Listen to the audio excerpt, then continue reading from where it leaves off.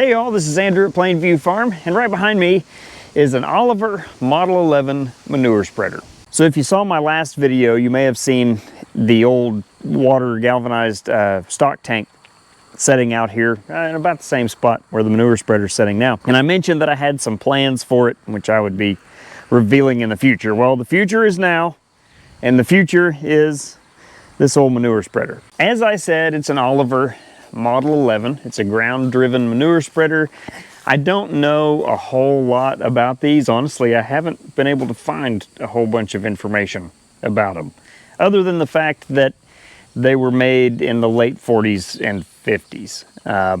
I haven't been able to, get any concrete information as far as specific dates, that kind of thing, but they are all steel construction. The tub itself is steel, the floor is steel.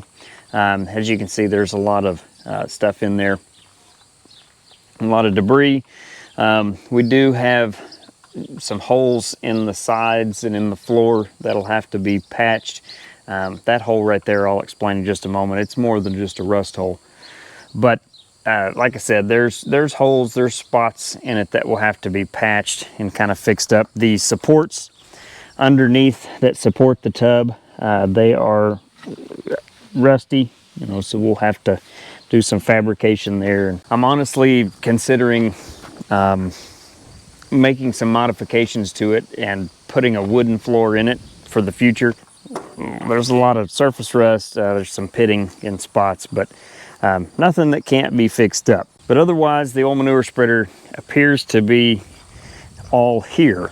So one of the really neat things about these old manure spreaders, regardless of who manufactured them, you can pretty much fabricate any part that you need for them or have it fabricated, because they are fairly simple machines. There's just not a whole lot to them. They may look kind of complicated, but whenever you actually get into them and start to break them down, how everything works, what every little piece and part does, like I said, they're really not all that complicated. So I have already been out here tinkering with this one just a little bit, and I want to show you. I mentioned this hole whenever I was over there on the other side, and this hole right here,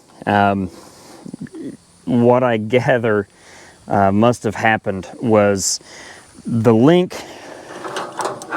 broke in this chain right here that goes around, comes around here off this drive sprocket on the axle, and this is what makes everything spin. This is what makes your beater bars spin, all that good stuff. So this part right here is what is connected to the rod that comes up here to this lever, and I'm guessing that what happened was whenever that chain link broke, that basically stuff just kind of fell into the sprocket, stuff fell down, and whoever was pulling this thing, they may have been running at a decent clip, as you may be doing whenever you're spreading manure. And like I said, things came apart, and then pieces got torn out of the manure spreader. Pieces got ripped out, broken off, and it just kind of compounded the issue more so than, a broken chain. At least that's my assessment of things anyway. And right here, this lever that, like I said, engages the drive sprocket back here on the axle. This rod, if you look at it here, it's got a bend in it. So I think everything was pulled, and actually this rod right here, I've straightened it out. It was bent up. It was had several twists and turns in it, but I got it all straightened out here to get a length on it, get a measurement on it, see how long it is, and try to decide whether or not I want to try to find another piece of steel rod or just make this one work. And the other side over here, it broke as well, but I'm not sure exactly what happened. Somebody used a block of wood to put this all back together. And this one also has a lot of bends and that kind of stuff in it. It had a pretty sharp bend in it back there before, and I don't know if that was done, you know, whenever the rest of it all happened or not.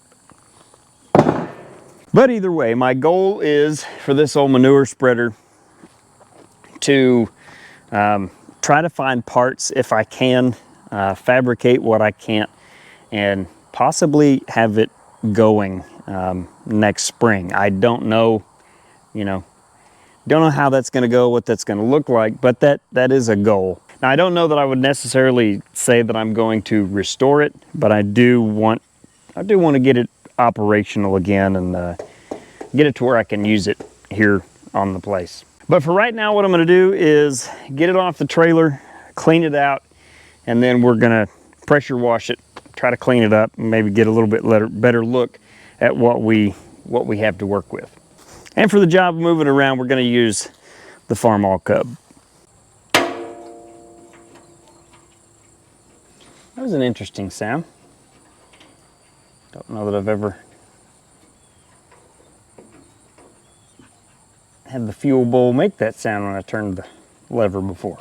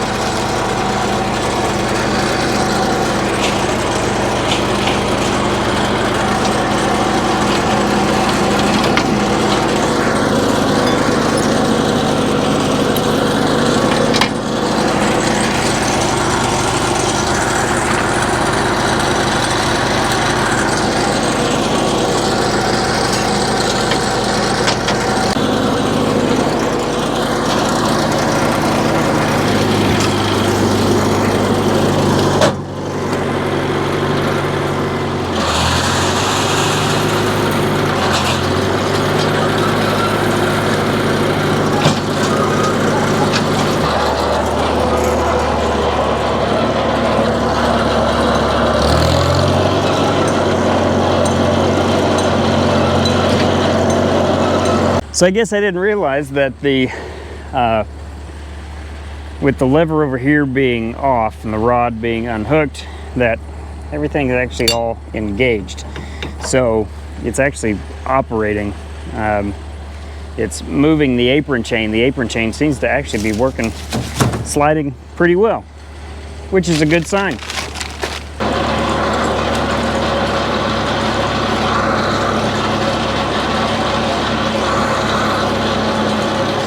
So that actually worked out pretty well. Ended up just making a lap around the yard and letting the apron chain push all the litter out into the yard.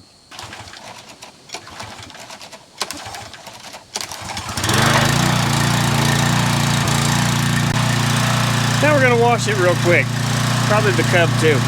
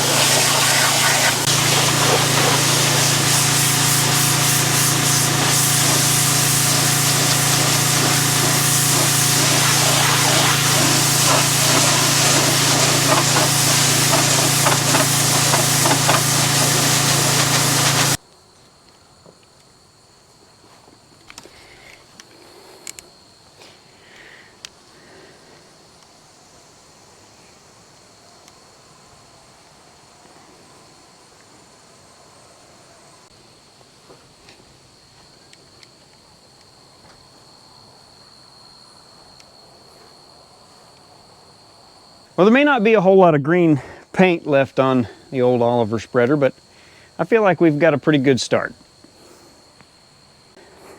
I've seen them in much worse shape, that's for sure. You know, I don't know that I ever actually finished explaining how I ended up with this spreader. So, as I said earlier, I had this old tub, galvanized water tank, stock water tank, and it had been used in the past as a garden bed. I gave $100. If you want to know all the details, give $100 for that tank. And the individual who had this old manure spreader was willing to trade it to me if I let them have that tank. So that's what I did. They're going to plant flowers in it, and as I said before, I'm going to try to get some use out of this old manure spreader. Now, these old manure spreaders are honestly, if you can find one in working condition or find one that can be put back into working condition, they are worth their weight in gold. And I am going to have to spend some money on it to get it going, to get it fixed up.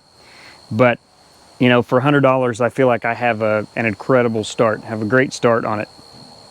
And it's potentially going to be a game changer for our farm here, fertility-wise, I guess is the way to put it. I've always been one to roll the bales out on the field and feed them that way. But now I'm probably going to go back to a deep bedding situation. And I'm going to bring in, you know, wood chips, leaf litter, that kind of stuff to try to build up my bedding for my cattle over the winter. I do not have a place to put that under cover, so it is going to be out in the open. But again, you know, it's one of those deals you start whether you are ready or not. You know, sometimes you just have to go with what you have, and that's what I'm going to do. And so I'm going to have something that I can feed to the worms in the spring, hopefully. But I'll get into that more later on. So, as always, I appreciate you watching. We'll see you next time.